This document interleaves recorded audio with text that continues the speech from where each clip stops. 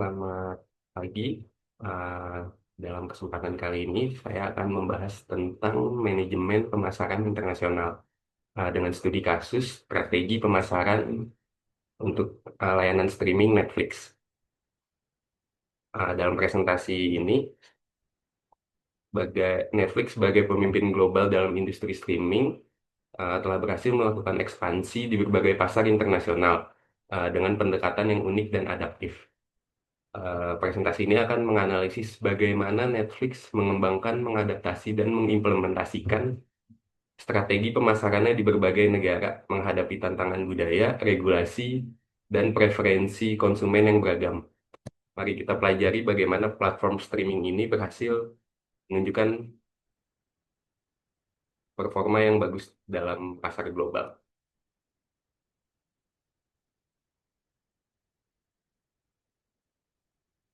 Ini ada profil dan perkembangan.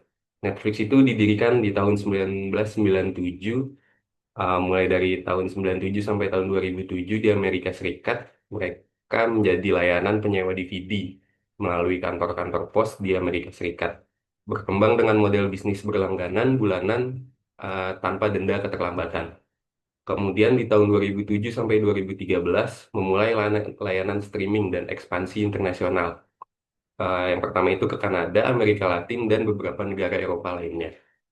Setelah itu dari 2013 ke 2016 Netflix mulai memproduksi konten originalnya dan ekspansi ke Asia termasuk Jepang, Korea Selatan, dan India. Dari tahun 2016 sampai sekarang melakukan ekspansi global ke lebih dari 190 negara, pengembangan teknologi, dan diversifikasi konten lokal. Netflix juga telah bertransformasi dari perusahaan penyewaan DVD menjadi raksasa hiburan global dengan lebih dari 200 juta pelanggan di seluruh dunia. Perubahan model bisnis ini merupakan contoh adaptasi strategis terhadap perkembangan teknologi dan kebutuhan konsumen. Di sini ada strategi segmentasi dan targeting global. Segmentasi demografisnya itu Netflix fokus pada kaum urban, tech savvy, rentan usia antara 18 sampai 45 tahun. Dari segi geografis, Netflix beradaptasi dengan strategi berdasarkan wilayah dan negara. Dan dari segmentasi psikografis, dibagi menjadi preferensi konten dan kebiasaan menonton.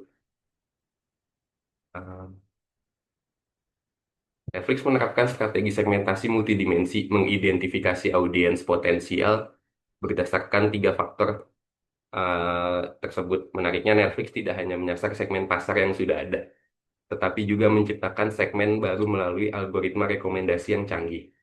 Targeting Netflix itu secara global tetap mempertahankan konsistensi pada karakteristik inti pelanggan mereka, orang-orang yang mencari hiburan, nyaman, dan fleksibel, menghargai kebebasan memilih konten, dan bersedia membayar untuk pengalaman tanpa iklan.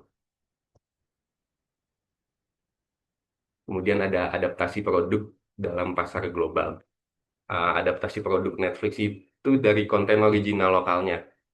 Mereka menginvestasi dalam produksi konten lokal di berbagai negara. Kayak ada film Money Heist yang berasal dari Spanyol, kemudian Squid Games dari India, dan yang paling fenomenal itu Squid Game dari Korea Selatan. Uh, dan lokalisasi konten didukung dengan subtitle dan dubbing dari puluhan bahasa. Kurang lebih ada 31 bahasa subtitle dan 20 lebih bahasa dubbing. Jadi di situ kalau kita nonton film Korea, itu bisa didubbing dalam bahasa Indonesia atau bahasa Inggris beserta dengan subtitlenya. Selanjutnya ada teknologi yang adaptif. Pengalaman pengguna yang disesuaikan dengan algoritma rekomendasi lokal dan UI yang disesuaikan dengan budaya. Jadi misal kita dari negara Indonesia itu bisa mendapat konten-konten eksklusif dari Indonesia tersebut. Nah, yang terakhir ada adaptasi teknis. Itu ada optimasi untuk infrastruktur internet lokal, dikompresi data untuk pasar berkembang, dan download untuk koneksi yang terbatas. Jadi Netflix juga menyediakan layanan download uh, film-film mereka, kemudian mengkompres file yang terlalu besar untuk internet yang di negara berkembang.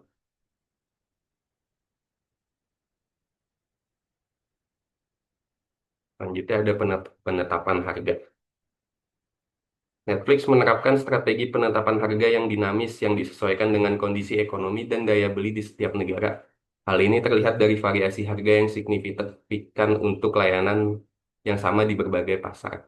Misalnya harga di India jauh lebih rendah dibandingkan Amerika Serikat. Strategi ini mempertimbangkan beberapa faktor. Pertama itu ada tingkat pendapatan per kapita, elastisitas harga di pasar lokal, nilai tukar mata uang, tingkat kompetisi, infrastruktur internet, dan Netflix juga menawarkan paket berlangganan yang berbeda. Ada yang standar dan premium untuk mengakomodasi segmen pasar yang berbeda. Ini ada distribusi dan lokalisasi platform. Yang pertama itu ada infrastruktur global, penggunaan AWS dan CDN lokal untuk mengoptimalkan streaming di berbagai negara dengan kualitas koneksi beragam. Dua, ada UI atau antarmuka lokal platform yang tersedia dalam puluhan bahasa dan desain yang disesuaikan dengan membaca dan preferensi visual lokal. Tiga, ada metode pembayaran lokal. Sini ada integrasi integrasi dengan sistem pembayaran lokal. Seperti di Indonesia bisa menggunakan GoPay, ShopeePay, atau e-wallet yang ada di Indonesia lainnya. Terakhir itu ada kepatuhan regulasi. Jadi Netflix juga beradaptasi terhadap regulasi lokal seperti penyimpanan data, sensor konten, dan ketentuan pajak digital yang berlaku di setiap negara. Ini ada promosi dan komunikasi pemasaran. Pemasaran digital yang dipersonalisasi. Pengguna data, penggunaan data pengguna untuk memberikan rekomendasi konten dan campaign email yang sangat ditargetkan. Netflix sangat mengoptimalkan pesan pemasaran berdasarkan eh, riwayat tontonan, genre, dan bahkan waktu menonton seseorang tersebut. Dua, ada strategi pemasaran konten. Trailer dan teaser yang disesuaikan untuk selera lokal dengan penekanan berbagai aspek konten yang menarik bagi penonton. Kemudian ada kampanye OOH. Di sini OOH berarti out of home, lokal yang berdampak. Kayak billboard dan transit di yang terjadi di Jakarta, banyak Netflix pemasang billboard untuk promosi film mereka. Terakhir ada pemanfaatan media sosial lokal. Akun media sosial khusus untuk setiap negara atau wilayah dengan konten yang disesuaikan dengan platform populer dan budaya internet lokal. Netflix juga beradaptasi dengan menggunakan platform seperti Line di Jepang atau WeChat di Cina. Selain promosi, Netflix juga menghadapi beberapa tantangan seperti sensitivitas konten, menghadapi sensitivitas konten terutama di negara timur yang mengadopsi norma dan budaya, kadang dengan menyesuaikan atau bahkan menghapus konten tertentu untuk pasar spesifik tersebut. Dua, ada persaingan lokal. Bersaing dengan platform streaming lokal yang memiliki pemahaman lebih baik tentang pasar domestik dan koneksi industri lokal. Biasanya Netflix merespon dengan akuisisi atau kemitraan dengan studio produksi lokal tersebut. Tiga, ada regulasi pemerintah. Uh, di regulasi pemerintah, Netflix beradaptasi dengan konten lokal, misal di Uni Eropa hingga persetujuan beberapa negara Asia. Kadang harus bernegosiasi dengan pemerintah lokal untuk memodifikasi model bisnisnya. Terakhir ada infrastruktur digital. Uh, ini masalah klasik sih seperti di Indonesia. Netflix mempunyai penggunaan data yang lumayan besar, akan tetapi internet di Indonesia sangat belum bisa memadai itu. Makanya Netflix mengembangkan teknologi yang adaptif untuk mengoptimalkan streaming di berbagai kondisi jaringan. Berikutnya ada dampak COVID-19 dan adaptasi strategi. Eh, Pandemi COVID menciptakan peluang dan tantangan bagi Netflix dalam konteks global. Di satu sisi, pembatasan sosial menghasilkan lonjakan signifikan jumlah pelanggan dan waktu menonton. Di sisi lain, produksi konten original juga terganggu karena pembatasan perjalanan dan protokol kesehatan yang lainnya.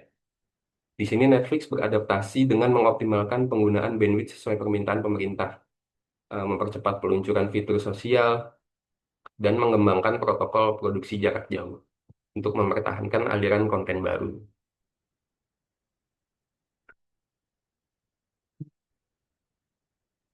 Di pembelajaran kunci dan implikasi strateginya, Netflix itu melakukan ekspansi global yang secara singkat mencakup 190 negara lebih untuk menyebarluaskan konten-konten mereka dan melakukan investasi konten kurang lebih 17 juta dolar yang berfokus pada konten lokal sebagai pendorong pertumbuhan ekonomi global.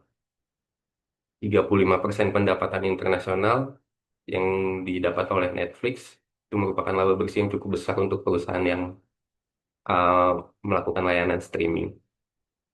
Kemudian 83% konten original. Jadi Netflix itu 83%-nya itu konten original, sedangkan 17%-nya itu merupakan konten yang dia beli atau produksi lokal.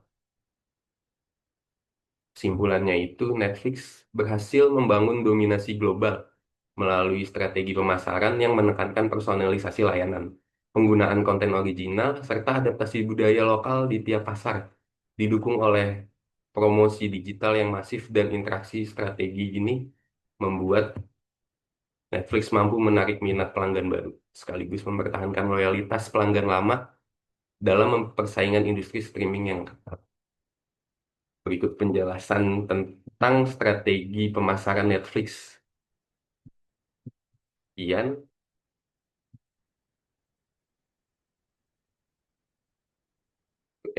yang dapat saya sampaikan. Terima kasih.